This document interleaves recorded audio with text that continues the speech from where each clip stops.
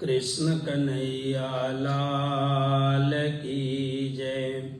श्री निजानंद स्वामी की जय। श्री प्राणनाथ प्यारे की जय। स्वामी श्री लालदास जी महाराज की जय।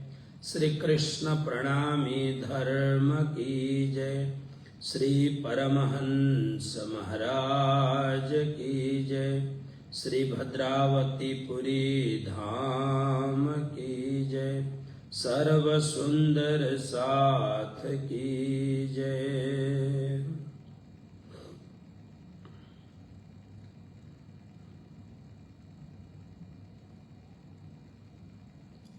बंसी विभूषित करान नवनीर दाभा पीतांबरा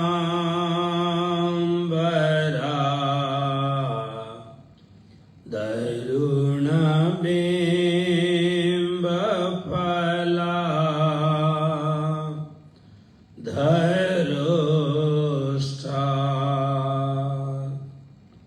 पूर्णेन्दु सुंदर मुखा दरविंद नेत्रा कृष्णात् परं किमपि तत्त्वमहं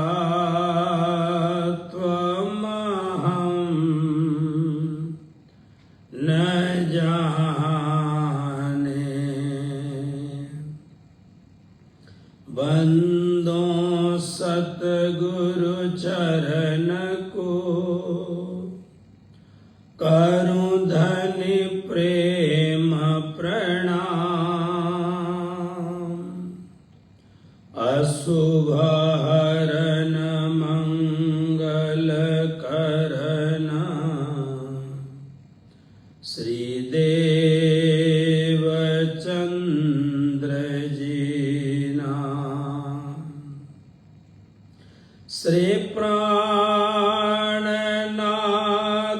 निज मूलपते श्री मेहराज सुनाम। तेज कुंवरी श्यामा जुगल को पल पल करूं प्रणाम। सतगुरु परमहंस हैं साथ सुंदर धाम। आशीष अपनों दीजियो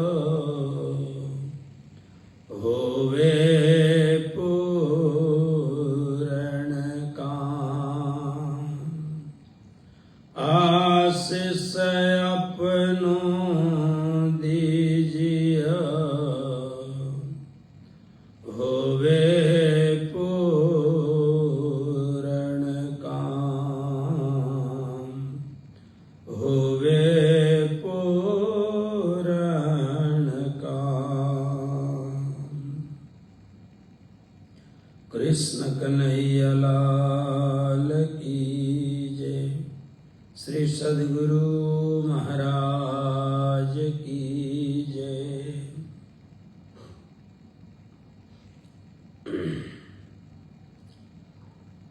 धर्मपरायण आदरणीय सुंदर साथ जी, माताओं, बहनों, भाइयों, आप सभी श्री कृष्ण प्रणामी सनातन धाम से यह कार्यक्रम का लाइव प्रसारण देख रहे हैं। हम सभी बड़े ही सौभाग्यशाली हैं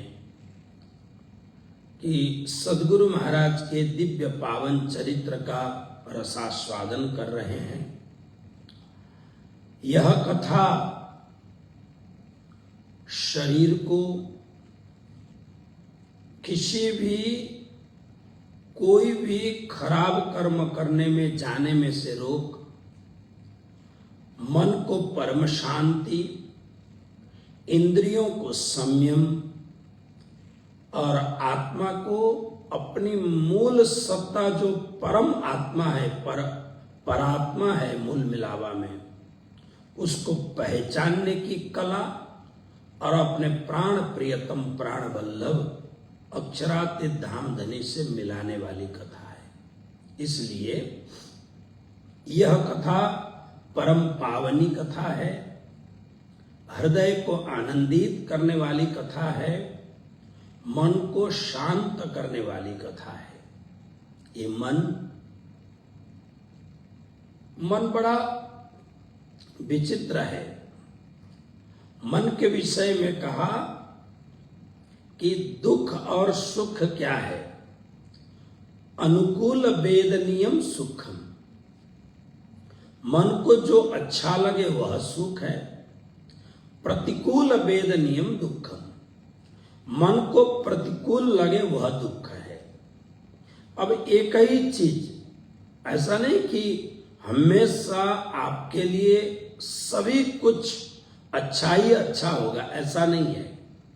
उदाहरण के तौर पर बैगन की सब्जी है, गुजरात में रिंगण कहते हैं। बैगन की सब्जी अगर आपको बहुत अच्छी लगती है, जरूरी नहीं है कि मुझे भी अच्छी लगे, मुझे अच्छी भी नहीं भी लग सकती है। तो बैगन की सब्जी એટલે રીંગણનું શાક તમને ગમે તો તમને બહુ આનંદ થાય, મને નથી ગમતું માટે મારા માટે દુઃખનું કારણ બને। यानी देखिए, हम दोष व्यक्ति को या किसी वस्तु को दोष देते हैं। इस व्यक्ति के कारण मैं दुखी हुआ, इस वस्तु के कारण मैं दुखी हुआ, इस व्यक्ति के कारण मैं सुखी हुआ, अथवा इस वस्तु के कारण मैं सुखी हुआ, नहीं। सबसे बड़ी बात है आपकी मन की स्थिति कैसी है। हमेशा आप सद्गुरु के मुखारविंद से ज्ञान की चर्चा सुनिए, सतशास्त्र में निरंतर अपनी गति बना के रखिए, निरंतर अपनी गति बना के रखिए सतशास्त्र में, और आनंद कंद परमात्मा श्री कृष्ण से, उनके नाम से अपने मन को जोड़ के रखिए। तो क्या होगा कि धीरे धीरे मन अभ्यस्त हो जाएगा। प्रतिकूल व्यक्ति मिले, प्रतिकूल परिस्थिति मिले, प्रतिकूल वस्तुएं मिले, तो भी मन अभ्यस्त हो जाएगा। बस ये तो है, लेकिन मुझे इसमें खटपट नहीं करना है। मन को अनुकूल मिले, परिस्थितियां अनुकूल हो, फिर भी उछल कूद नहीं करता है। इसलिए 12वें अध्याय में श्री कृष्ण गीता में कहते हैं, यो न हृष्यति न द्वेष्टि न शोचति न कांक्षति। न हृष्यति, कोई हर्षित होने वाली वस्तुओं से न तो नाचने कूदने लगता है, न द्वेष्टि, न तो किसी वस्तु या परिस्थितियों से द्वेष करता है। यो न द्वेष्टि न कांक्षति, न तो किसी कामना को लेकर के उसके प्रति व्याकुल होता है। कृष्ण कहते हैं वो मेरा भक्त है। कृष्ण ये नहीं कहते कि तुमने लाल कपड़ा पहना, तूने सफेद कपड़ा पहना, तूने बहुत सारे चंदन लेप लिए, तुमने बहुत बड़ी बड़ी मालाएं धारण की, तुमने बहुत लंबी दाढ़ी रखी, तुमने बिल्कुल सफाचट किया, तुमने क्या किया, इससे श्री कृष्ण को कोई मतलब नहीं है। आपको अपने अनुकूल से आपने जैसे कपड़े पहने हों कोई मतलब नहीं है, क्योंकि आत्म तत्व पैंट पहनने वाले जे कृष्ण मूर्ति को भी आत्म तत्व मिल सकता है।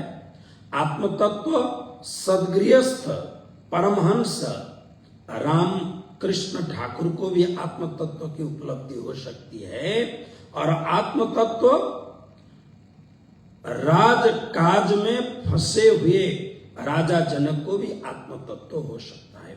अगर ना हो तो अच्छे गुरु के चरण शरण में रहते हुए भी दीपक के नीचे जैसे अंधेरा रहता है, ऐसे आपका जीवन अंधकारमय ही रहेगा। इसलिए श्री जी ने कहा शोरे बरसरे जटा बंधानी। तो मूल वस्तु क्या है? श्री कृष्ण कहते हैं आपने बाह्य चिन्ह कैसे बनाए, वो ठीक है, आपके अनुकूल जैसे बनाना हो वैसे बनाइए। आप आज देखिए हमारे साधु समाज में कितना बढ़िया चल रहा है। कौन कितना महंगा कपड़ा लगा सकता है, कौन कितनी बढ़िया माला पहन सकता है, कौन ज्यादा से ज्यादा चंदन लगा सकता है, अथवा इन सब चीजों में हमारी होड़बाजी, हमारा प्रतिद्वंद इन सब चीजों से हो रहा है।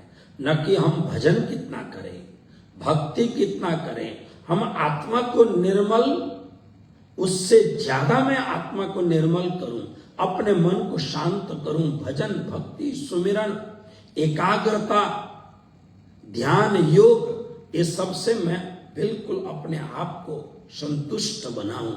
नहीं, हम बाहर के होड़बाजी में लगे हुए हैं। इसीलिए ये जो परमात्मा के दिव्य चरित्र हैं, सदगुरु महाराज के दिव्य चरित्र हैं, इनसे अगर ध्यान से सुनेंगे तो, चित्त देकर के सुनेंगे तो, मन लगा करके सुनेंगे तो, भावना से संपन्न होकर के सुनेंगे तो, निश्चित रूप से इस कथा के द्वारा हमारा शरीर भी शांत रहेगा, आनंदित रहेगा, हमारी इंद्रियां भी संयमित होंगी, हमारा मन बिल्कुल कंट्रोल में होने लगेगा, और हमें अपने आत्मा की सही सही पहचान होगी कि हम स्वर्गादि लोकों के नहीं हैं, हम देवताओं के अनुग्रह के पात्र नहीं हैं, बल्कि इन सब को लांघ करके उस पचिष्पक्ष परम धाम में विहरण करने वाली सखियां हम हैं। ऐसे आत्मा की उपलब्धि होगी, अपने आत्मा की पहचान होगी, पर आत्मा को हम जान सकेंगे, और अपने प्रियतम से हमारी जो प्रेम भावना है वो बहुत अच्छी बनेगी। श्री पांच नौतनपुरी धाम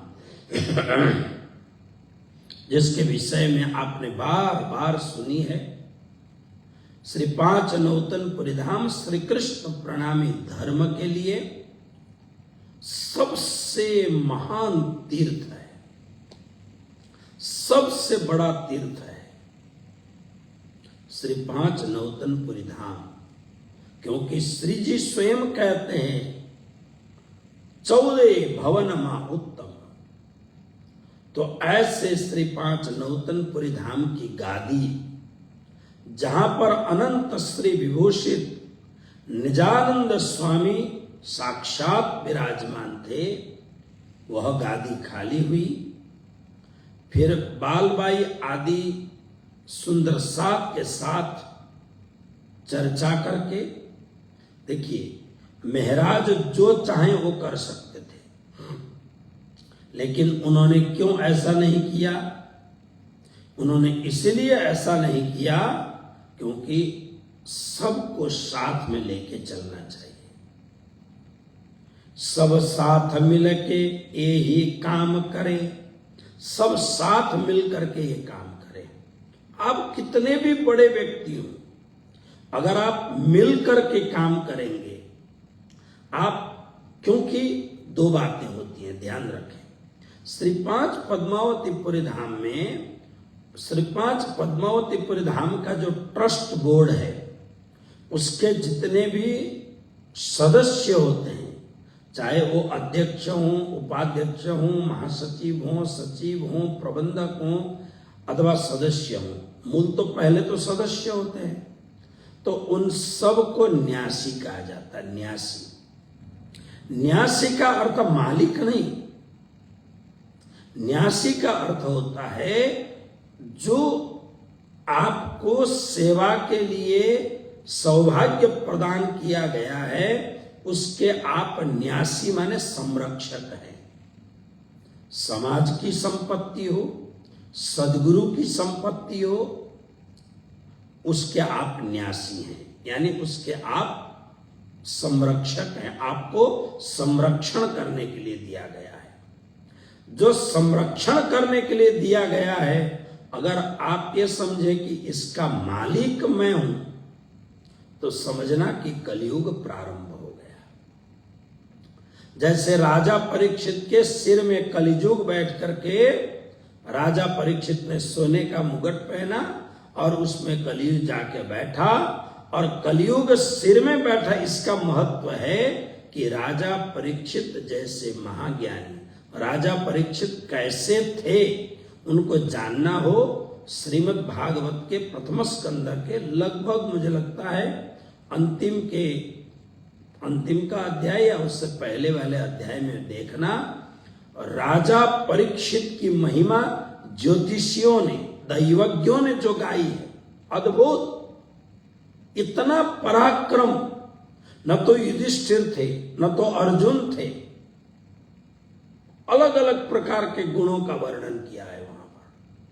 लेकिन इतना उच्च कोटि का व्यक्ति भी जब उसके सिर पर कलयुग आ गया, तो कलयुग ने और कुछ काम नहीं किया, कलयुग ने बुद्धि भ्रष्ट कर दी।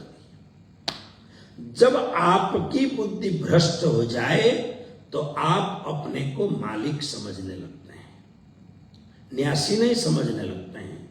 अब मालिक समझने के बाद में संपत्ति का दुरुपयोग भी आप करेंगे और मनमानी भी करेंगे।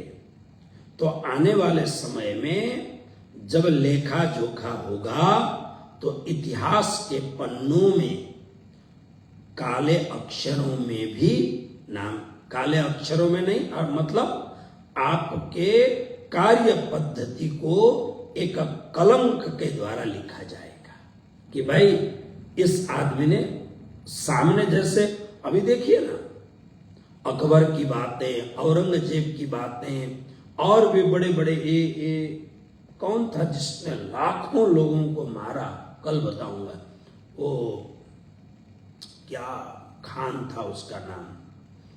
तो ऐसे ऐसे लोग, उनके सामने कोई नहीं बोल सका, उनके सामने किसी ने चू नहीं किया, क्योंकि बोलो उसके सैनिक तुरंत सिर धड़ से अलग कर देते थे।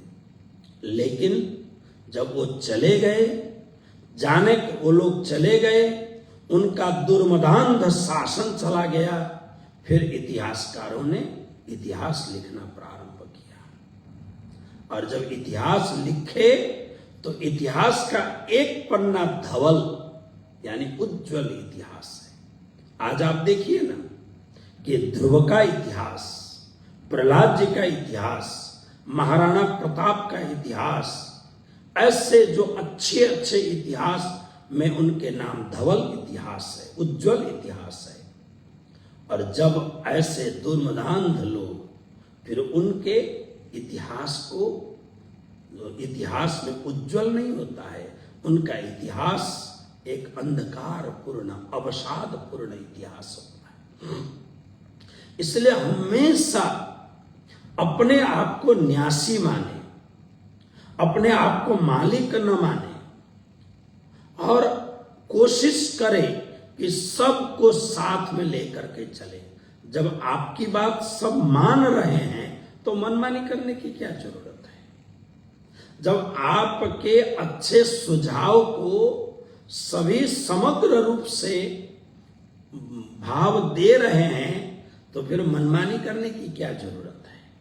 देखिए, साक्षात स्वयं श्री प्राणनाथ जी महाराज यहां क्या कर रहे हैं, सब साथ मिलके, सब सुंदर सात को इकट्ठा किया।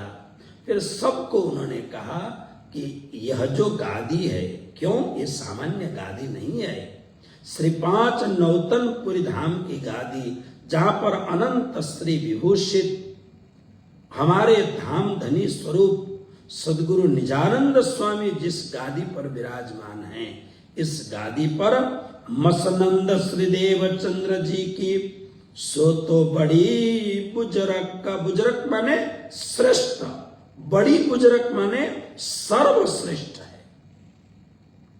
तो ये कारण क्या है, मसनंद माने गादी, देवचंद्र जी महाराज की जो गादी है वो बहुत, सो तो वह तो बड़ी बुजुर्ग, बहुत ही श्रेष्ठतम गादी है। इसलिए मेरा प्रस्ताव है, इस पर साक्षात निजानंद स्वामी के सुपुत्र श्री बिहारी जी महाराज को विराजमान कराया जाए। सुंदर सात ने, सब ने कहा नहीं, क्योंकि बिहारी जी का स्वभाव थोड़ा तीखा स्वभाव था और महाराज का स्वभाव मीठा स्वभाव था। सुंदर साथ जानते थे ये अपने को न्यासी नहीं समझेंगे, ये अपने को, एक हिंदी में शब्द है बाप की बपौती, लोग बोलते हैं ना तुम्हारे बाप की बपौती है क्या, या है तो इनके बाप की बपौती ही, लेकिन यह जो बात है ये समाज की संपत्ति है, सुंदर सात की संपत्ति है। विश्व भर के जैसे श्री 5 नौतनपुरी धाम केवल जामनगर में जो 15 या 20 ट्रस्टी होंगे उनकी संपत्ति नहीं है। श्री 5 नौतनपुरी धाम के इर्द गिर्द रहने वाले जो 40, 50, 100 घर सुंदर सात हैं, उनकी संपत्ति नहीं है। श्री 5 नौतनपुरी धाम समग्र विश्व के सुंदर सात की संपत्ति है। इसलिए तो आज देखिए, जब परम आदरणीय महाराज श्री ने झोली फैलाई कि मैं एक काम करने जा रहा हूं, तो संसार के तमाम सुंदर सात ने दिल खोल करके दिया। आपको मैं क्या बताऊं, जो बड़े बड़े हमारे मोटेल वाले हैं यहाँ पर, जिनके 30-30, 40-40 मोटेल हैं, बड़े बड़े, उन्होंने, किसी ने 12 करोड़ दिया, किसी ने 6 करोड़ दिया, किसी ने 5 करोड़ दिया, किसी ने करोड़ दिया। लेकिन आपको मैं बताऊं, बहुत सारे ऐसे सुंदर साथ थे जिनके पास, क्यों, अब यहां पर 1 लाख भी नहीं दोगे तो कुछ भी दिखाई नहीं देगा, जहां पर करोड़ों करोड़ों की संख्या हो रही है। तो क्या करें, तो सबसे छोटा आंकड़ा है 1,25,000 का शायद। तो सुंदर सात ने अपने जमीन का टुकड़ा बेच करके, जिसमें उगाए हुए अन्न खा करके अपने जीवन की गुजारा करते हैं, उन सुंदर सात ने अपने जमीन का छोटा सा टुकड़ा बेच दिया और वह पैसा श्री 5 नौतनपुरी धाम की सेवा में महाराज श्री को दिया। ऐसे सुंदर सात जिन्होंने, अब हम जब तक जिएंगे ये पेंशन के पैसे से जिएंगे करके जो पैसे रखे थे वो पैसे निकाल करके परम पूज्य महाराज श्री के चरणों में रख दिया। किसी ने गायें बेच दी, भैंस बेच दिए। बहुत सारे ऐसे लोग भी हमने देखे जिन्होंने अब आने वाले 1 साल 2 साल तक हम अपने पूरे खर्च में कटौत करेंगे और श्री 5 नौतनपुरी धाम की सेवा करेंगे। 4 जनों ने नहीं, हजारों हजारों सुंदर सात ने ये काम किया है। क्यों? क्योंकि श्री 5 नौतनपुरी धाम 14 भवनमा उत्तम, ये 14 लोक का सर्वश्रेष्ठ यह जो स्थान है, यह जो यहाँ की जो गादी है, यह गादी सो तो बड़ी बुजुर्ग का।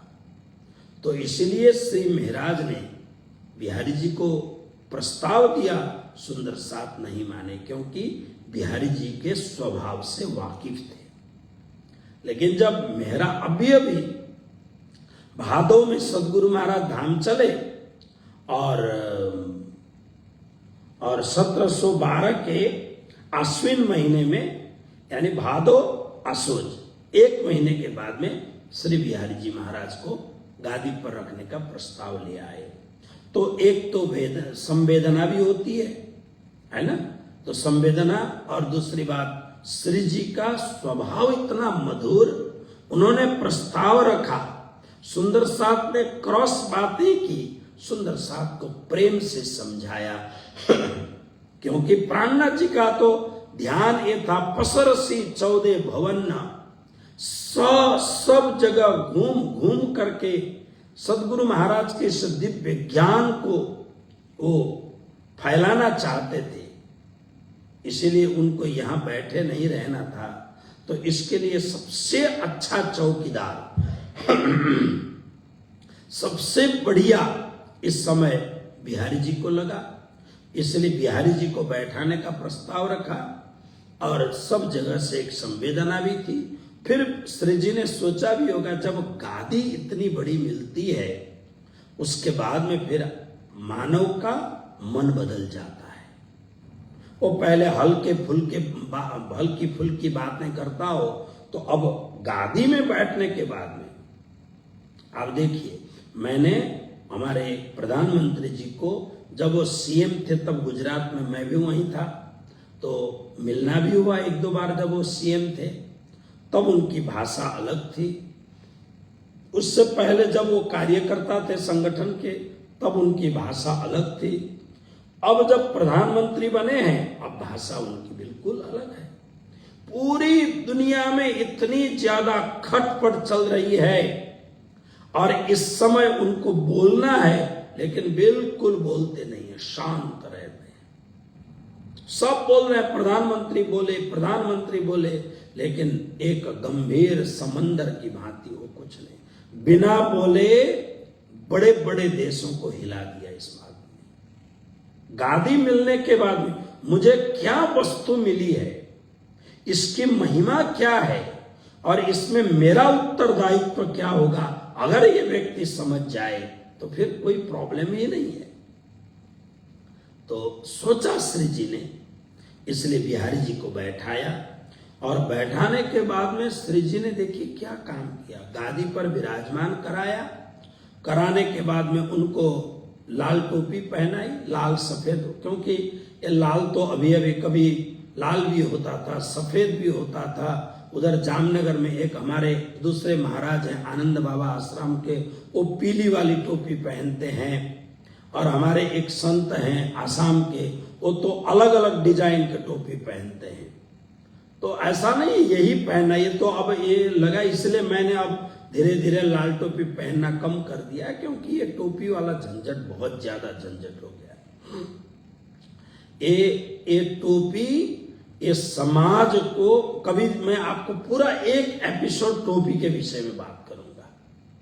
ये टोपी अब लोगों के लिए एक अस्तित्व का एक साधन बन गया, ज्ञान नहीं, भक्ति नहीं, साधना नहीं, विद्वत्ता नहीं, संयम नहीं, चरित्र नहीं, आपकी टोपी में चमक कितनी है, आपकी टोपी कितनी बढ़िया है और किसने पहनाई है, ये बहुत बड़ी बात है। खैर, तो बिहारी जी महाराज को बैठा करके स्वयं श्री प्राणनाथ जी महाराज महराज ठाकुर ने आरती उतारी, दंडवत प्रणाम किया। और दंडवत प्रणाम, कारण जब श्री जी महाराज प्रणाम कर रहे हैं तो बिहारी जी को प्रणाम नहीं कर रहे हैं। बिहारी, यही तो सबसे बड़ी दृष्टि है। गादी श्रीदेव, सो तो बड़ी बुजुर्ग श्रीदेव चंद्र जी महाराज की गादी है, इसलिए उस गादी में जो व्यक्ति बैठे हैं वो मेरे सतगुरु स्वरूप हैं। इस भाव से बैठे, इस भाव से दंडवत प्रणाम किया, आरती उतारी, फिर सबको कहा आप लोग भी करो। कदमों लाग के बैठे फेर घर में भया आनंद, है ना।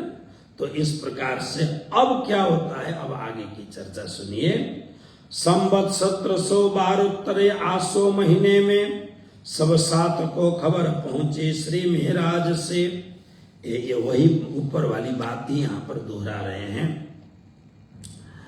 तो अब बिहारी जी गादीपति बन गए और बिहारी जी गादीपति मतलब मैं बहुत, क्योंकि इतिहास का विद्यार्थी हूं, परमात्मा की कृपा से आज जब समय आ गया तो बताऊं आपको, मैं बंगीय संस्कृत शिक्षा परिषद से मैंने शिक्षा ली।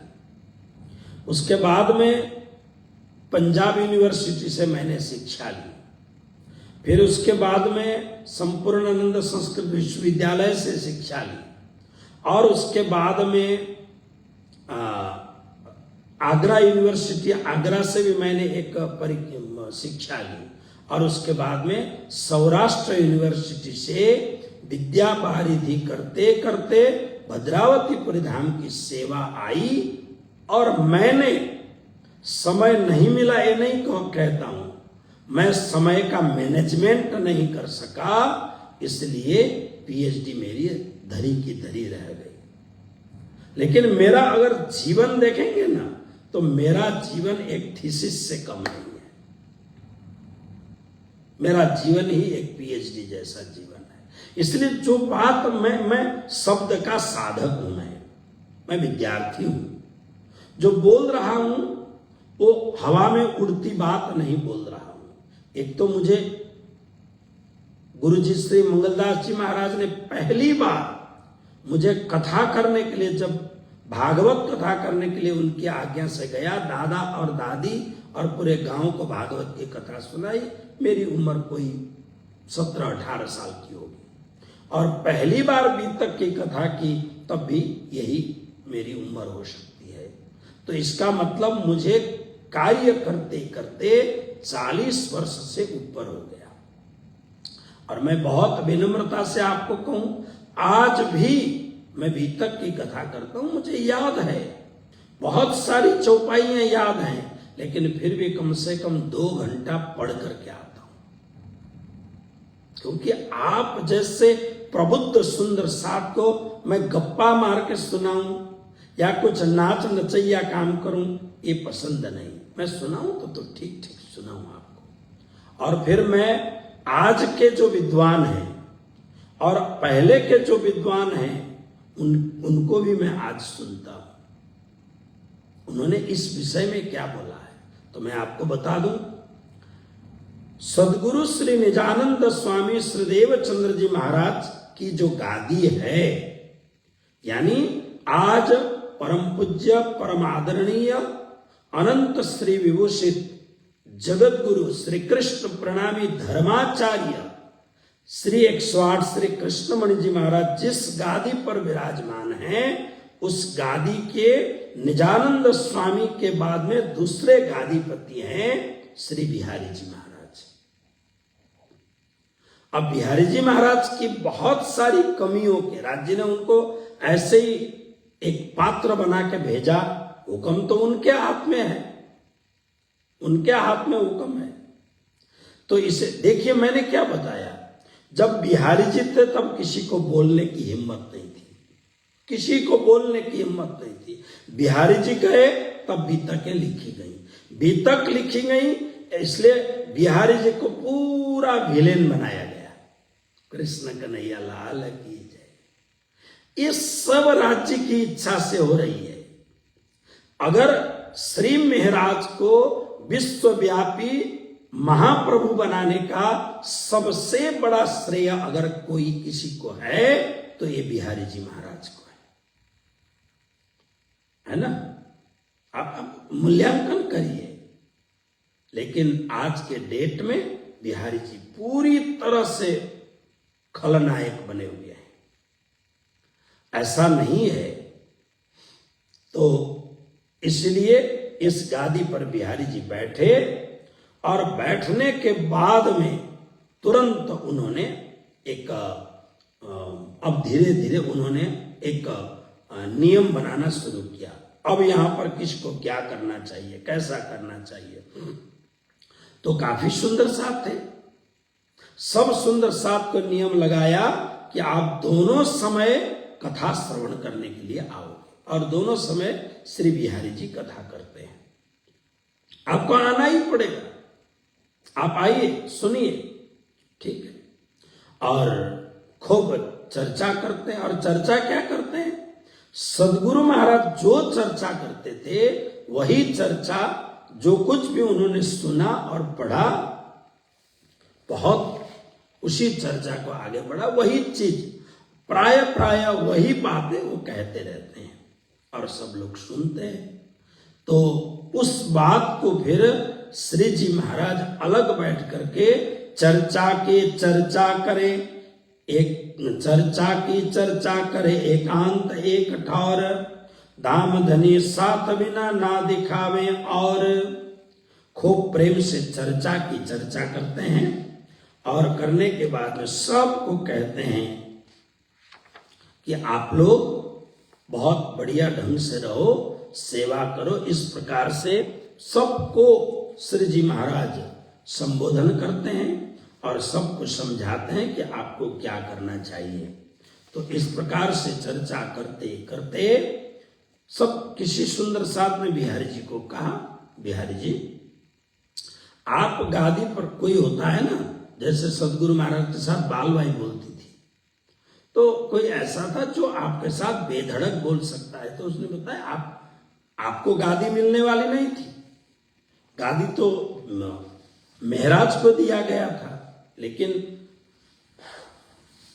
ये तो अच्छा है कि श्री महराज ने आपको गादीपति बनाया, तो अब आपको सदगुरु महाराज के नाम पर गादीपति होने के नाते एक भंडारा तो आपको देना चाहिए। बिहारी जी ने कहा यह भी बात सही है। तो उन्होंने क्या किया, बिहारी जी ने सोचा चावल तो भक्त लोग लेके आते ही आते हैं, खांड वगैरह कुछ, चीनी वगैरह कुछ चाहिए वो देख लेंगे, घी वगैरह कोई ना कोई भक्त लेके आता ही है। बहुत ही बढ़िया खीर प्रसाद बनाते हैं। खीर को हमारे यहां परमान्न कहा गया है, बहुत ही शुद्ध अन्न माना जाता है। चलो, तो उन्होंने क्या कहा, हे सुंदर साथ जी, कल जब आप लोग आए, सभी सुंदर साथ तो गाय भैंस रखते ही थे, इसलिए आप जब भी कल आए, यहां पर एक बहुत बड़ा भगोना, बहुत बड़ा एक पात्र रखा जाएगा। आप लोग सब ज्यादा नहीं, एक एक लोटा, किसी के पास ज्यादा हो तो ज्यादा लेके आए, एक एक लोटा दूध लेके आइएगा और इस बर्तन में रख दीजिएगा। जब चर्चा पूरी हो जाएगी, आज कल आप लोग जो है यहीं पर भोजन प्रसाद करेंगे। खूब बढ़िया से मेवा, मिष्टान्न, पकवान बना करके राज्य महाराज को भोग लगाएंगे, सदगुरु महाराज को याद करेंगे और उनकी पुण्य स्मृति में एक बहुत बढ़िया सुंदर साथ को भंडारा किया जाएगा। सबने कहा साधु साधु, बहुत अच्छा। सुंदर साथ घर में चले गए। अब दूसरे दिन दूध लेके आना है, तो एक सुंदर साथ के मन में इच्छा हुई, सब लोग दूध, बिहारी जी तो बिहारी जी हैं, किसी के साथ अच्छा बर्ताव तो करते ना, उनको जो अच्छे लगते हैं वो उनके नजदीकी, और उनको जो अच्छे नहीं लगते हैं उनके लिए दुश्मन जैसा मानते हैं वो। तो ऐसा जो सुंदर साथ कभी बिहारी जी से दुखी हुआ होगा, तो उस सुंदर साथ ने विचार किया, मैं एक लोटा पानी लेके जाता हूं। वो पानी लेके गया, तो अब पूरा उजाला हुआ नहीं था, उसने पानी डाल दिया, तो कौन देखने वाला था। चर्चा हुई, सुंदर साथ सब लोटा भर भर के लेके आए। जब चर्चा पूरी हुई, चर्चा पूरी होने के बाद में बड़े गदगद भाव से कहा, दूध सुंदर साथ ले ही आए हैं, चावल पहले से मुष्टि चावल रखा ही है, खांड वगैरह घी वगैरह होगा, चलो अब छकने दो। तो बिहारी जी महाराज कहते हैं, लग जाओ सुंदर साथ जी सेवा में, ये भगोना उठा लो और खीर बनाना शुरू करो। जब जा करके ढक्कन उठा करके देखते हैं तो यहाँ पर दूध तो है नहीं, पानी ही पानी है। कृष्ण कन्हैया लाल की जय। अब एक सुंदर साथ के मन में इच्छा हुई, मैं पानी ले जाऊं, तो सबने पानी ही लेके आए क्या? संभव है सब पानी लेके आए, अथवा तो जब आप गादीपति बने हैं, जब आप मठाधीश बने हैं, आपको अपने पूज्य पिताजी के नाम पर कुछ और आपके पास पर्याप्त है तो आपको करना चाहिए। राज्य ने भी कुछ खेल किया होगा, लेकिन उस पात्र पर पानी ही पानी था। बिहारी जी तो गुस्से से लाल पीले हो गए, ऐसे ही उनको गुस्सा आता ही था। अब ये बात आई गई, हो गई, बात पूरी हो गई। लेकिन श्री महाराज ने विचार किया कि मैं सुंदर साहब की सेवा करूंगा। अब इस भाव से बिहारी जी से परामर्श किया, गुरु महाराज मेरी इच्छा है कि मैं राजा के यहां जाकर के कोई काम करूं और वह काम करके जो कुछ भी मुझे मिले वो मैं आपकी सेवा में, भंडारे में, सुंदर साहब की सेवा में लगाऊं। बिहारी जी ने कहा कि कोई बात नहीं। अब बिहारी जी गादीपति बन चुके थे, उन्होंने कहा मैं भी बता दूंगा कि मैं भी वो राजा से बात कर दूंगा, नहीं अगर जरूरत पड़े तो आपको बुलाएंगे। लेकिन अब ये तो स्वयं केशवराय ठाकुर के चौथे नंबर के सुपुत्र थे, इनके बड़े भाई भी बहुत बड़े पद पर वहां पर अधिष्ठित थे। जब इन्होंने जाकर के कहा तो इनकी काबिलियत, इनकी खासियत, इनकी पारदर्शिता, अब महाराज ठाकुर की बात ही क्या करना, जहां साक्षात राज्य महाराज विराजमान है। राजा ने बहुत भले भले एकदम आओ आओ तो बहुत अच्छी एक दीवान पद की जिम्मेवारी दे दी और खाने पीने के लिए घर में पर्याप्त था। इसलिए इन्होंने क्या सोचा, इसमें से ज्यादा पैसा सदगुरु महाराज की सेवा में लगाएंगे, तो अपना काम शुरू किया। अब क्या हुआ, शादी हो चुकी थी, इनकी धर्मपत्नी का नाम था फूलबाई। फूलबाई अत्यंत पति परायणा परम धर्म पत्नी। तो घर से तैयार होकर के फिर श्री जी समय से निकलते थे और श्री पांच नौतनपुर धाम पहुंचना, वहां पहुंच करके बिहारी जी को दंडवत प्रणाम करना और उसके बाद में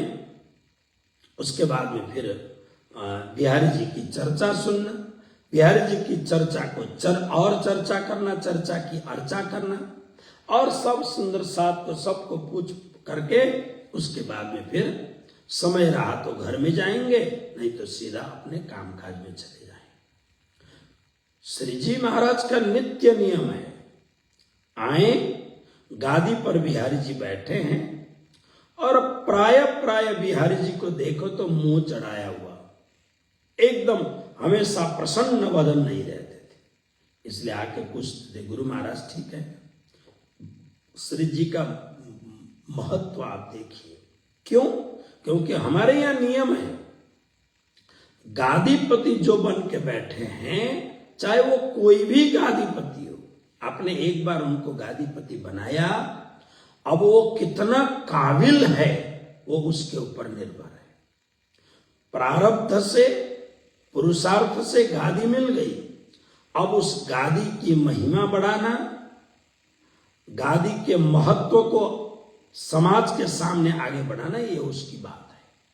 आपको मैं अपनी बात कहूं, भद्रावतीपुर धाम जब मैं आया तो 5 लाख रुपया भी नहीं थे और 7-8 गांव के लोग आते थे, उसके अलावा बहुत सारे लोग भी नहीं आते थे। मैंने वहां बैठ करके 6 महीने तक अध्ययन किया कि है क्या, तो मैंने देखा यहां एक चीज सबसे बढ़िया चीज है, वो है परमहंस महाराज जी।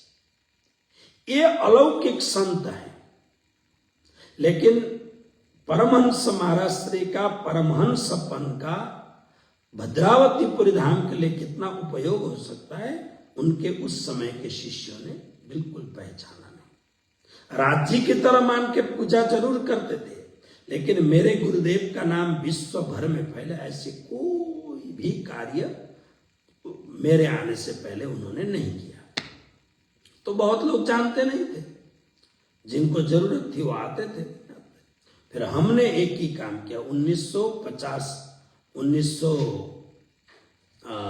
95 को 95 को बसंत पंचमी में मैं गादीपति बना, जनवरी महीना था, और उसके बाद में निरंतर फिर एक ही काम किया, विश्व भर में घूम घूम करके श्री भद्रावतीपुर धाम का प्रचार करना। प्रचार क्यों करना? परमहंस महाराज जी की महत्ता बता करके। परमहंस महाराज जी कौन है? और ये भी नहीं कि आदमी कोई ठीक नहीं हो और खाली चिकनी चुपड़ी बात करके झूठी प्रशंसा करे, ऐसा तो है नहीं। परमहंस महाराज जी हैं, उनके जैसा अलौकिक संत मिलना कठिन है। वास्तव में अलौकिक महापुरुष है, उनकी महिमा को गाने की जरूरत है, उनके महत्व को समाज के सामने दर्शन कराने की जरूरत है। यही काम हमने किया।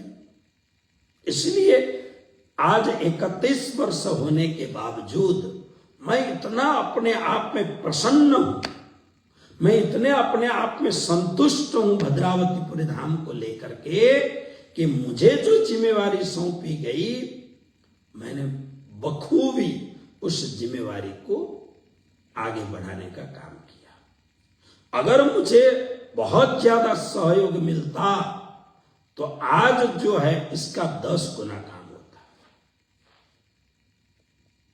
लेकिन जो भी कुछ भाग्य में है, लिखा है, वही काम होना है, तो काम वही करना चाहिए। श्री महाराज वहां बैठे बिहारी जी को प्रणाम करते हैं और फिर अपना, अब व्यस्त ज्यादा होने लग गए, कभी कभी घर से जल्दी निकलते हैं, फिर नौतनपुरी धाम से घर में जाते जाते देरी भी हो जाती है। एक दिन एक बहुत ही दर्दनाक घटना घटी। एक सुंदर सा लगभग 2 कोस, 2 कोस का मतलब हो गया 4 माइल, एक कोस में 2 माइल होता होगा, 4 माइल लगभग 4 माइल दूर से पैदल चल के आना, पैदल चल के पहुंचना, एक गरीब सुंदर सा, और पूरे दिन मजदूरी करने के बाद में घर में दूसरे दिन का दिया चूल्हा जलता था। तो घर में धर्म पत्नी भी हैं, वो भी बेचारी मेहनत मजदूरी करती है, बच्चे हैं, सबको खिलाना पिलाना, तो उनको ये बहुत ज्यादा कसनी हो गई वो सुंदर साहब को। 2 बार सवेरे आना, फिर घर में पहुंचना, अभी तो घर में पहुंच के काम किया नहीं, फिर शाम को आना, एक प्रकार से थ्रेट हो गया। एक प्रकार से ये धर्म नहीं, ये संकट बन गया उनके लिए। तो उन्होंने सोचा कि बिहारी जी से अर्जी करूं। बिहारी जी के सामने अर्जी करी, सुनते ही बिहारी जी लाल पीले एकदम हो गए। अच्छा, तो तुम्हें अब दोनों टाइम आने में तकलीफ होती है, ठीक है, कोई बात नहीं, मैं ऐसा करता हूं, तुम्हें दोनों टाइम माफी कर देता हूं, जाओ। इसका मतलब मैं तुम्हें नौतनपुरी धाम से निकाल देता हूं। समझ गया वो? बहुत रोया, पछताया, बहुत जी हजूरी की, लेकिन बिहारी जी नहीं माने। ब्रजभूषण जी महाराज इस प्रसंग को लेकर के लिखते हैं, इस आदमी ने मात्र पानी पी करके 9 दिन 8 दिन पूरा बिताया। अब ये तो आज से 400 वर्ष पहले की बात है। लोगों के शरीर में एक सामर्थ्य रहता था, खाना पीना सब अच्छा था, वातावरण अच्छा था, शरीर में शक्ति होती थी। 8 दिन तक मात्र पानी पी करके, कोई सुंदर साथ ने कुछ दिया हो तो फल फूल, लेकिन नौतनपुरी धाम यानी बिहारी जी जहां विराजमान है, सामने बैठ करके रोते रहे, चिल्लाते रहे, लेकिन ये सुंदर साथ को इन्होंने हटाया, मतलब हटाया। अब कुछ काम से, राज्य का कुछ काम था, उस काम से महाराज बाहर गए हुए थे। जब कुछ नहीं हुआ तो यह सुंदर साथ महाराज के घर में गए, यानी मेड़ी मंदिर चले गए। उस समय फूलबाई अकेली थी, जाकर के उन्होंने प्रणाम किया, फूलबाई ने प्रणाम किया, सूख करके कांटा, अभी मर जाएंगे ऐसे हालात में है, तो धीरे धीरे बोल करके अपनी बात कही कि मुझे महराज से मिलना है, महराज अर्जी करे तो मुझे धर्म में दाखिल दे। देखिए उस समय धर्म के लिए कितनी बड़ी संवेदना थी। अब आज तो क्या है, आज तो आप एक जगह से निकाल दो, दूसरे जगह जाके 2-4 पैसे खर्च करो। आजकल क्या हो रहा है देखिए, एक जगह से टोपी ओढ़ते हैं और फिर उनको ठीक नहीं लगा या कोई भी ऐसे करतूत से टोपी उनका वापस लिया जाए तो दूसरे धाम में जाकर के पैसा खर्च करते हैं और टोपी पा लेते हैं। बड़ा मजाक हो गया। आज से पहले मैं स्वयं 50 वर्ष से इस संस्था को, इस समाज को जानता हूं और इतिहास पढ़ते हैं, ऐसी मजाक आज से पहले कभी नहीं हुआ। बड़ा मजाक। इसका मेन कारण क्या है? योग्यता को, उसके चरित्र को, उसके जीवन के परिमाण को देखे बगैर संख्यात्मक वृद्धि करने के लिए जब ऐसे काम हम करते हैं तब इस प्रकार के कार्य होते हैं। ये समाज के लिए अच्छा कार्य नहीं है, बहुत बढ़िया कार्य नहीं है, ये समाज के बहुत प्रशंसा करने जैसा कार्य नहीं है। तो ठीक है, अगर व्यक्ति ने गलती की हो, बाद में वो सुधर जाए, काफी समय तक उसके जीवन को देख रेख करने के बाद में फिर उसको स्वीकार किया जा सकता है, उसको अच्छा माना जा सकता है, लेकिन बस हो गई।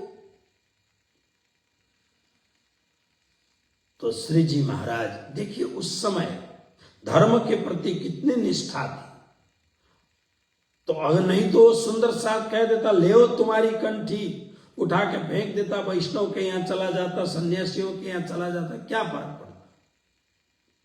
लेकिन नहीं, 9 दिन तक भूखा रहा वो। तो फूलबाई माता का हृदय एकदम गदगद हो गया ये सुन करके, रोआ रोआ एकदम व्यथित हो गई। माँ है वो, भोजन बनाया, बढ़िया से भोजन कराया, रुकिए आज शायद आज आ जाएंगे तो आपको मैं निवेदन करूंगी उनसे, आपको शायद लिया जाएगा। तो महाराज के आने की बाट देख रहे हैं। तो बिहारी जी को पता लग गया कि आज महाराज आएंगे, कुछ काम से बाहर गए हैं। लेकिन महाराज आए, नौतनपुरी धाम के मूल दरवाजे पर 2 सुंदर साथ को खड़ा कर दिया बिहारी जी ने। वो आए तो आकर के उनसे बोलना। इतने में महाराज आए, भीतर जाने नहीं देते हैं, तो जैसे तैसे करके भीतर गए, बिहारी जी को प्रणाम किया। बिहारी जी ने इतनी सी बात की, तुम्हारी पत्नी ने मेरी बहुत बड़ी अवहेलना की है, इसलिए आज तुमसे मुझे एक प्रश्न करना है, नौतनपुरी धाम चाहिए या पत्नी चाहिए? तो अब महाराज आश्चर्यचकित हो गए। अभी तो कितने दिनों से घर गए नहीं है और पत्नी भी कोई साधारण पत्नी नहीं है, साक्षात सती सावित्री की भांति ये फूलबाई धर्म पत्नी है। महाराज ठाकुर सिहर गए। अब करें तो क्या करें? ऐसी पत्नी को छोड़ना भी पाप है, और जिस गुरु गादी पर मैंने बिहारी जी को बैठाया है, अब इनकी आज्ञा न मानूं तो भी गड़बड़ है। मैं करूं तो क्या करूं? लेकिन बिहारी जी बोलते हैं घर जाना नहीं है, निर्णय तुमको अभी करना है। क्या करना है? तुमको जाना हो घर चले जाओ, लेकिन नौतनपुरी धाम को छोड़ देना। आप और हम ऐसा कर सकते हैं क्या? राखो तुम्हारा धाम, ये हम गए नहीं। श्री महाराज थे, प्रत्युत्पन्नामति, तुरंत उन्होंने विचार किया मुझे धर्म के लिए पत्नी को त्यागना ये ठीक है। तो उन्होंने कहा मैं नौतनपुरी धाम को नहीं त्याग सकता हूं। अब जानते हैं ये नौतनपुरी धाम के लिए नहीं है, ये बिहारी जी के लिए है। ये बिहारी जी का अहंकार, ये बिहारी जी की ये बुद्धि है। लेकिन अब करें तो क्या करें, क्योंकि खुद उन्होंने गादी पर रखा है, खुद उन्होंने आरती उतारी है, और प्रत्येक दिन सवेरे भी शाम को भी आके दंडवत प्रणाम वही करते हैं। तो आज श्री जी विचार करते हैं, अगर मैं यह ऐसी प्रतिज्ञा नहीं करूंगा तो आने वाले सारे सुंदर साथ छोड़ के चले जाएंगे। बिहारी जी का स्वभाव ऐसा है, नौतनपुरी धाम के कारण बिहारी जी को लोग मान रहे हैं, मैं हूं इसलिए लोग मान रहे हैं। अगर मैंने आज बिहारी जी के अहंकार को दुत्कारते हुए, आज बिहारी जी की बात को दुत्कारते हुए मैंने इनकी हेला की, इनको दुत्कार दिया और मैं चला गया घर, क्योंकि ऐसे धर्म को क्या धर्म कहना, ऐसा धर्म होता है कि परोपकार करना, दुखियों को मलहम लगाना, दुखियों की सेवा करना, ये धर्म का मर्म है, ये धर्म है। लेकिन फिर भी अपने छाती पर पत्थर बांधा। क्यों पत्थर बांधा? इसलिए कि नौतनपुरी धाम के लिए, बिहारी जी के लिए नहीं, नौतनपुरी धाम के लिए श्री जी ने छाती पर पत्थर बांध करके, अब कल्पना करिए यहां खड़े होकर के श्री जी के भीतर से अपनी फूलबाई के लिए कितने आंसू गिरे होंगे अपने हृदय में। पुरुष कभी कभी अंदर इतना रोता है, अंदर इतना रोता है, बाहर नहीं देखा सकता है। स्त्रियों के लिए बहुत सहज है, बाहर रो देती है, बात पूरी हो गई। लेकिन पुरुष अंदर आंसुओं का बौछार करता है। आप कल्पना करिए कितना बड़ा धर्म संकट है, मानने जैसा नहीं है, फिर भी मानना पड़ रहा है। ठीक, उन्होंने कहा मैं पत्नी को छोड़ रहा हूं। बिहारी जी ने कहा कोई बात नहीं, आप आ जाओ। तो बीतककारों ने बहुत स्पष्ट तो नहीं लिखा है, लेकिन उसके बाद घर गए ही नहीं गए। तो अब इधर नौतनपुरी धाम में रहते हैं, जो कुछ थोड़े कपड़े थे वो कपड़े अथवा किसी को बेच के मंगा लिया होगा। तो फूलबाई को पता लग गया कि अब महराज आने वाले नहीं है, मेरे पति भगवान आने वाले नहीं है। तो फूलबाई बस उनकी प्रतीक्षा करती रही। आशा बंध कुसुम सदृशम प्रायसो यंगनानाम सद्य पाति प्रणय हृदयम विप्रयोगे रुणद्धि, विप्रयोगे रुणद्धि।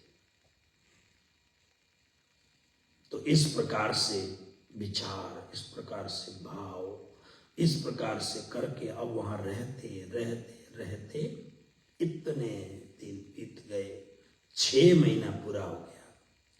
और इधर फूलबाई ने भोजन करना बंद कर दिया।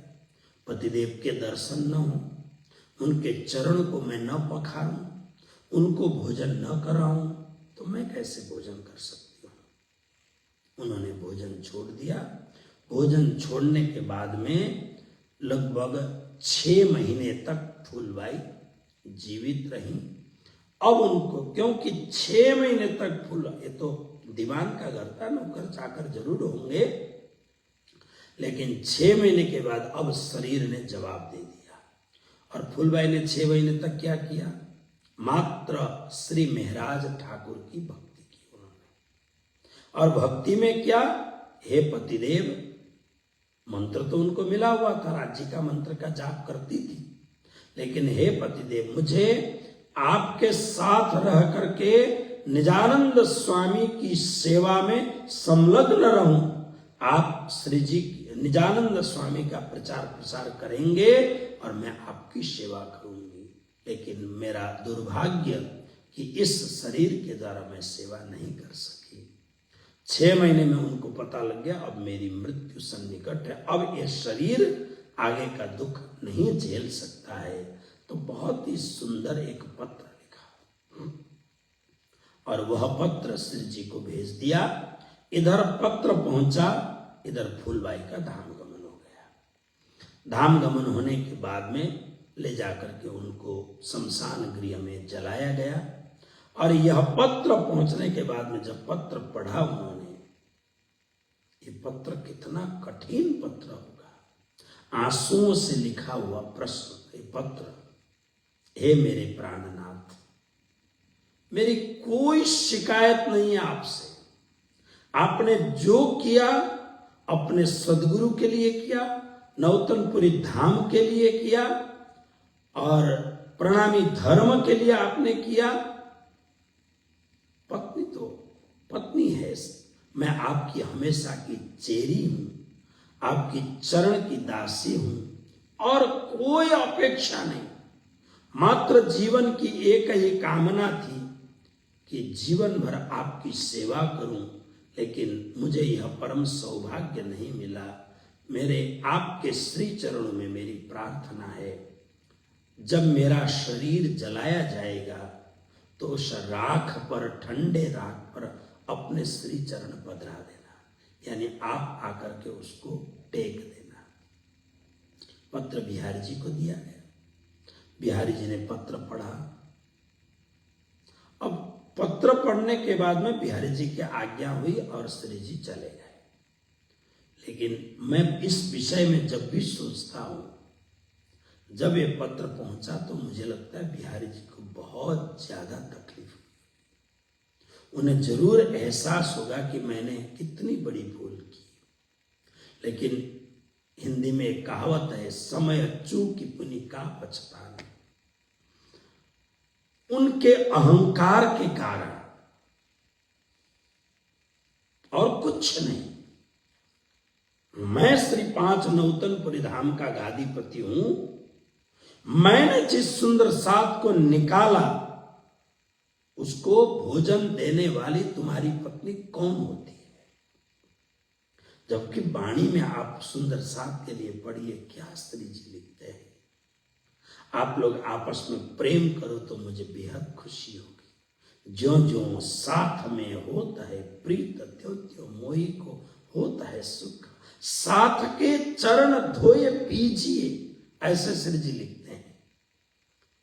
एक सुंदर साथ को इतनी तकलीफ, और उसमें एक निर्दोष परमधाम की प्रिय सखी अमलावती की वासना फूलबाई, और उस फूलबाई को 6 महीने तक का कठोर दंड। तो निश्चित रूप से इस पत्र ने श्री बिहारी जी को हिला दिया होगा। लेकिन बिहारी जी भी मोटी चमड़ी के हैं, उन्होंने दिखाया नहीं कि मुझे तकलीफ हो रही है। इसलिए बिहारी जी ने कहा जाओ चलो ठीक है, चले गए। और जहां फूलबाई का वह राख पड़ा हुआ था, उस राख के ऊपर श्री जी ने अपने चरण पधराए। चरण पधराते ही श्री जी ने आंखें बंद की, आंखों से झरझर अविरल आंसुओं की धाराएं गिर पड़ी, क्योंकि श्री जी का हृदय कितना कोमल हृदय है, श्री जी का हृदय कितना कितना कोमल हृदय। वाणी पढ़ते हैं तो पता लगता है कि कैसा हृदय है उनका। उसमें भी ये तो उनकी ऐसी धर्म पत्नी मिलना मुश्किल, ऐसी धर्म पत्नी ज्यों ही उनके आंखों से पूरा शरीर रोमांचित हो गया। श्री जी को ऐसा लगा जैसे उनके भीतर कोई आकर के बैठ गया। अर्थात जीवन भर यही तो कामना की थी मैं आपकी सेवा करूं, बस अंतर में आकर के फूलबाई विराजमान हो गई। श्री जी चले गए। अब तो घर से ही जाना आना, और इस समय वो दीवान का काम भी कर रहे थे।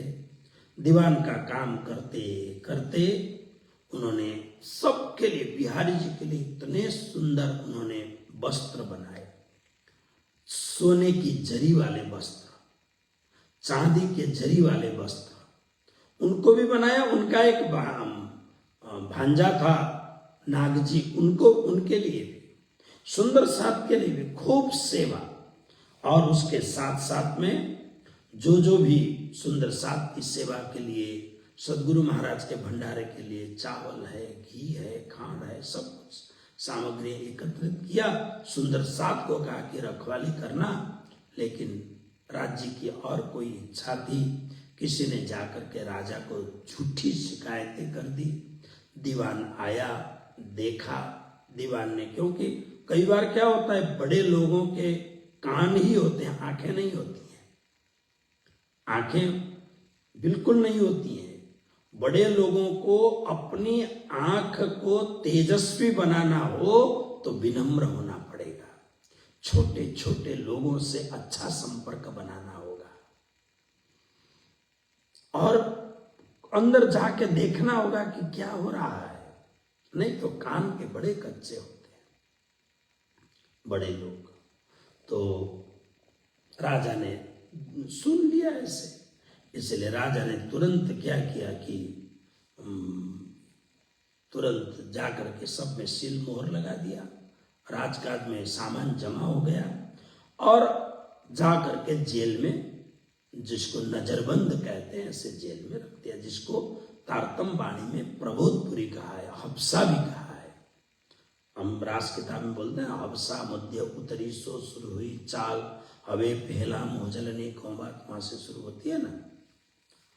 तो उसी समय अहमदाबाद, जो दिल्ली के जो तख्त शाह है, दिल्ली का जो मेन बादशाह है, उसका एक जो राज्यपाल की तरह अहमदाबाद में रहता था, उसका नाम था कुतुब खान। कुतुब खान ने राजा को बोला तुमने टैक्स नहीं दिया, तुरंत आके टैक्स भरो। तो राजा चला गया, क्योंकि अब ये तो ऐसी बात थी, इसलिए राजा चला गया। तो राजा ने उस समय श्री महाराज के बड़े भाई सामल जी, महाराज ठाकुर और उद्धव ठाकुर, तीनों को लाके जेल में डाल दिया। अब डालने के बाद में इधर क्या हुआ कि अब वो बैठे हुए हैं और जेल में बैठे बैठे उनके हृदय में इतने गजब गजब के भाव आने लग गए कि आखिर मैं तो चाहता था कि सदगुरु महाराज की सेवा हो, सदगुरु महाराज की सेवा करने के लिए, नौतनपुरी धाम की सेवा करने के लिए मैंने ये सब किया था, लेकिन ऐसा क्यों हुआ? ऐसा विचार करते करते करते करते अब आपको जब बहुत तकलीफ होती है ना, तब उस समय आपका जो अतिशय प्रिय और निकटवर्ती होता है वो याद करते हैं। कई बार रास्ते में चलते चलते पैर में ठोकर लगाए तो माँ को याद, ओ माँ याद करते हैं ना, क्योंकि माँ सबसे नजदीक। ओ पत्नी तो नहीं बोलते, ओ पति तो नहीं, ओ माँ ऐसा बोलते हैं। तो श्री जी महाराज के लिए सबसे प्रिय अगर कोई है तो सदगुरु धनी श्री देवचंद्र जी महाराज है। बार बार अपने सदगुरु को याद करके हृदय छटपटाता है, गुरु महाराज मैं तो अच्छाई करने के लिए जा रहा था, लेकिन ये सब क्या हो गया? तो विचार करते करते सदगुरु महाराज की याद आने लग गई बार बार। उसी समय उन्हें होने लग गया कि सदगुरु महाराज ऐसी करामात कर दी, श्री जी के शोभा देना था श्री जी को, इसलिए तो उन्होंने कहा शोभा कालकुत को दई। श्री निजानंद स्वामी ने ऐसी कृपा की, सदगुरु महाराज ने, उनको रास का दर्शन होने लग गया। रास में सदगुरु महाराज ही श्यामा जी महारानी है, श्यामा जी महारानी याद आई। रास में श्यामा जी महारानी का जो श्रृंगार है उनके मुख से उभर। उद्धव जी ने देखा, सामल जी ने देखा, जब महाराज आंख बंद करते हैं और सदगुरु महाराज के विरह में कातर हो उठते हैं, आंख से चौधार आंसू बहने लगते हैं, तो चेहरे में इतना प्रकाश छलकता है, इतना नूर छलकता है और उनके मुख से वाणी प्रकट होने लग गई। तुरंत अखंड स्वरूपनी अस्थिर आकारे, शोभा कहूं घनवे करिने स्नेह, जोई जोई बचन आणु कई ऊंचा, पण न आवे पाणी माहे तेह, शोभा श्रृंगार श्यामा जी नो निरखूं जी। इस श्यामा जी के शोभा के श्रृंगार का ये वर्णन किया। सबसे पहला शोभा वर्णन इस प्रकार से किया, और यह श्रृंगार की जो शोभा है यह 71 चौपाई में श्यामा जी महारानी के श्रृंगार का वर्णन किया। सुंदर शोभा श्यामा जी केरी, निरखी निरखी ने निरखूं जी, अंतर टाली ने एक थया, इंद्रावती कहे हूं हर खूंजी। जहां श्यामा जी के अद्भुत श्रृंगार का वर्णन किया, राज्य महाराज दिखने लग गए। तब सुंदर साप के श्रृंगार का वर्णन किया। जोग माया नो देह धरी ने, श्री श्यामा जी थया तैयार। हम लोग हर कोई मेले पर्व में यह गाते हैं। तत्क्षण तिहा तेणे ठामे मारे साथे की दो श्रृंगार। अंतिम चौपाई रस भरा रंग बालाजी सो रमवा, उछरंग अंगन माए, इंद्रावती बाई कहे धामना साथने, हूं नमी नमी लागू पाए। फिर राज्य महाराज के श्रृंगार का वर्णन शुरू करते हैं। पहलो श्रृंगार की दो मारे वाले जिए, तेहनु ते वर्णमु लवलेश, पछे संवाद बालाजी सारू, ते मारी बुध सारू कहे शोभारे, मारा श्याम तणी, सखी केणी पेणे वर्णमु एह, सबदा तीत मारा बालाजी नी शोभा, मारी जिव्या आणी देह। चरण तना अंगूठा कोमल, नख हीरा तना झलकार, रंग तो जोई जोई मोहिए, पासे कोमल आंगलियो सार। श्री राज्य महाराज के अद्भुत श्रृंगार का वर्णन किया, और यह अद्भुत श्रृंगार का वर्णन करते हुए उन्होंने 50 चौपाइयों में राज्य महाराज के रास का जो श्रृंगार है उसका वर्णन किया। दई प्रदक्षिणाति घणी, साथे कीधा दंडवत प्रणाम, हवे करसो राम तरंग तणी, अने भाजसो हैडानी हाम। हैडानी माने हृदय की, हाम माने इच्छा को, अने अब हृदय की इच्छा को पूर्ण के लिए बात करने लग गए। बालयो वाणी एम गोचरे जी, कहे सांबल जो शोभ साथ, पतिव्रता अस्त्री जे होए, ते तो नव मुके घर रात, रे सखियो सांबल। इस प्रकार से राज्य और सुंदर साथ के विषय में उथला वचन होने लग गया। तो कहने का मतलब यह है कि ये सब जब शुरू हुआ तो शुरू होने से खूब प्रेम भाव से, तब उद्धव जी ने सोचा छोटे भाई ने, ये वचन साधारण नहीं है, ये मेरे भाई की बात नहीं है, इनके भीतर कुछ हो रहा है, कुछ आ रहा है, क्या करूं? तो भोजन बनाने के लिए जो अंगीठी होता है, अंगीठी में कोयले डाले होते हैं, तो तुरंत कोयला लिया, कोयले से जहां जगह मिले, दीवार में या जहां जगह मिले, उद्धव जी लिखने लग गए। और लिखते लिखते वाणी कभी भी प्रकट होती है, फिर लिखते हैं ये अपूर्व वाणी, अलौकिक वाणी, यह चौथे नंबर की दिव्य वाणी। बस तो रानियों ने देखा कि ये आवाज कैसे आ रही है, छम छम छम छम आवाज आती है। रानी आकर के देखते हैं दूर से, तो देखती हैं तो उन्हें आश्चर्य लगता है, उन्हें ऐसा लगता है कि जैसे यह रास की लीला हो रही है।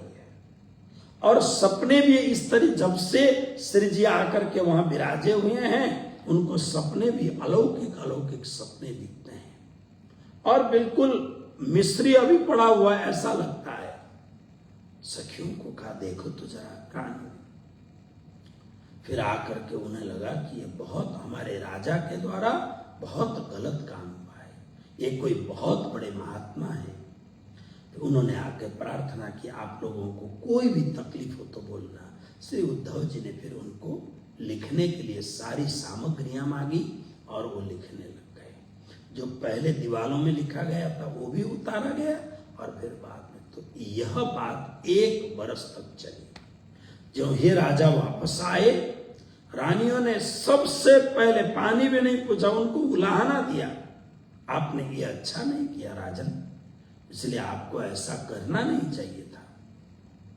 तो राजा ने सबसे पहला काम सिरोपाव, सिरोपाव कहते हैं चरण से लेके सिर तक का सारा पहनने के लिए जो सामग्री है, ये बहुत बड़ा सम्मान माना जाता है। कर्मकांड में भी पंडित को बुला के आप काम करो तो पंडित जी को सिरोपांव देते हैं। तो तीनों को सिरोपांव दिया, लेकिन उसके साथ साथ में उस समय ऐसा महत्व था, जमीन भी देनी चाहिए।